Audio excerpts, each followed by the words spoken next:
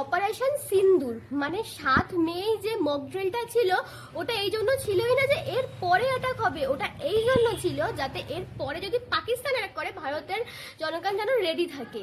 কি বলেছিলাম না, মোদিজির ওপর ভরসা রাখুন, উনি অনেক বড় কিছু ভাবছে।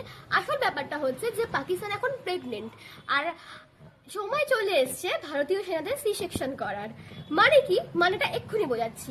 1971 যখন পাকিস্তান প্রেগন্যান্ট ছিল তখন কিন্তু ভারতীয় সেনা একদম সুন্দর করে সি সেকশন করে বার করেছিল কাকে, কে জন্ম নিয়েছিল, বাংলাদেশ। তাই এখন যখন প্রেগনেন্ট, আমাদের ভারত কিন্তু প্রেগনেন্ট মহিলাদের উপর অ্যাটাক করে না, এটা কিন্তু আমাদের উসুলের বাইরে, তাই না?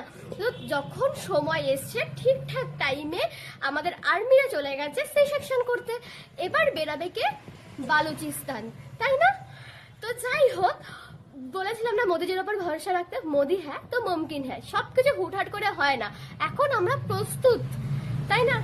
তো সবাইকে বলছি যুদ্ধকালীন পরিস্থিতিতে অনেক বেশি সাবধানে থাকবেন, আর যেই সতর্কতাগুলো দিয়েছে সবাই ঠিকঠাক করে রাখবেন।